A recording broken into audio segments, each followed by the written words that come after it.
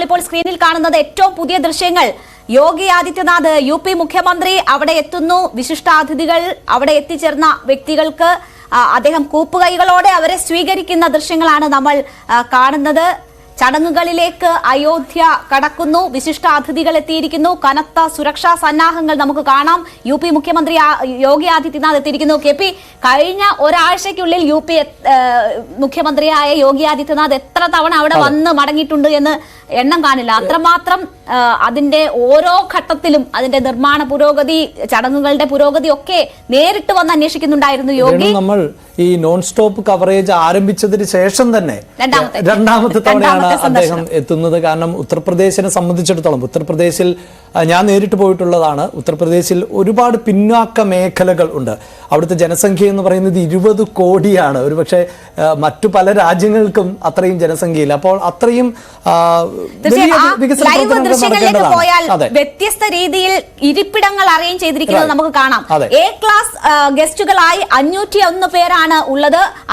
ബാക്കി 8,000-ഓളം ക്ഷണിക്കപ്പെട്ട അതിഥികളുണ്ട്. അവർക്കൊക്കെ ഓരോ തരത്തിൽ സീറ്റുകൾ ക്രമീകരിച്ചിരിക്കുന്നു. എങ്ങനെയാണ് ആ വേദി എന്നതിന്റെ ഫസ്റ്റ് ദൃശ്യങ്ങൾ വരികയാണ്. ഏറ്റവും പ്രധാനപ്പെട്ട ഗസ്റ്റുകൾക്ക് ഏറ്റവും മുൻപിൽ അവർക്ക് ഇരിപ്പിടം ഒരുക്കിയിരിക്കുന്നു. ബാക്കിയുള്ളവർക്ക് അതിന് പിന്നിലായി അങ്ങനെ ഇരിപ്പിടങ്ങൾ സജ്ജീകരിച്ചിരിക്കുന്നു. ഓരോ അതിഥികളെയും കൈകൂപ്പി സ്വീകരിക്കുന്നു. അവരെ അഭിവാദ്യം ചെയ്യുകയാണ് യോഗി ആദിത്യനാഥ്. തീർച്ചയായും ഭാരതീയ സങ്കല്പത്തിൽ അതിഥി ദേവോ ഭവ എന്നാണ്. ഈ ക്ഷണിക്കപ്പെട്ട 8,000 ആളുകളും അതിഥികളാണ്. അവർ ദേവന്മാർക്ക് തുല്യമാണ്. മാത്രമല്ല ഉത്തർപ്രദേശിന്റെ ഒരു വികാരമാണ് ഈ യോഗി ആദിത്യനാഥ് എന്ന് അവിടെ പോയാൽ നമുക്ക് മനസ്സിലാകും. ഒരുപക്ഷെ നരേന്ദ്രമോദിയേക്കാൾ കൂടുതൽ ഉത്തർപ്രദേശിലെ ജനങ്ങൾ ഇഷ്ടപ്പെടുന്നത് യോഗി ആദിത്യനാഥിനെ തന്നെയാണ്. ആ യോഗിയാണ് ഈ ക്ഷേത്ര നിർമ്മാണവുമായി ബന്ധപ്പെട്ട എല്ലാ പ്രവൃത്തികൾക്കും നേതൃത്വം നൽകുന്നത്. ഇനി അല്പസമയത്തിനകം ഇവർ ഈ 5 പേരാണ് ഗർഭഗൃഹത്തിലേക്ക് പ്രവേശിക്കാൻ തയ്യാറെടുക്കുന്നത്. അതിലൊരാൾ കൂടിയാണ് അദ്ദേഹം. ഈ പേരിൽ തന്നെയുണ്ട് യോഗി.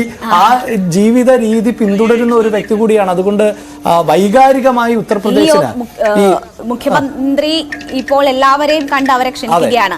ഇതിനു മുൻപ് ഇങ്ങനെ ഒരു ദൃശ്യം നമ്മൾ കണ്ടത് 2020 ഓഗസ്റ്റിലാണ്. ശിലാന്യാസത്തിനായി പ്രധാനമന്ത്രി എത്തിയപ്പോഴാണ് ഇതിനു മുൻപ് ഇങ്ങനെ ഒരു ദൃശ്യങ്ങൾ കണ്ടത്.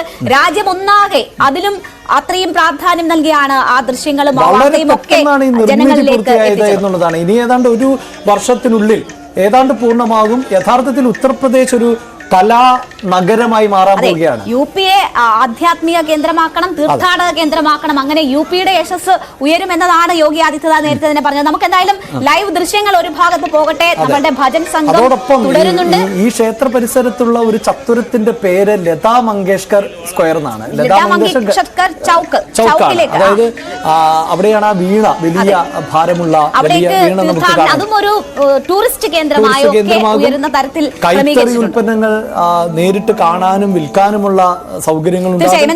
അതിഥികളുടെ വരവ് തുടങ്ങിയിരിക്കുകയാണ്. ഇനി നമുക്ക് അതിലേക്ക് കൂടുതലായി പോകേണ്ടി വരും. നമ്മുടെ ഭജൻ സംഘം തുടരുന്നുണ്ട്. നമുക്ക്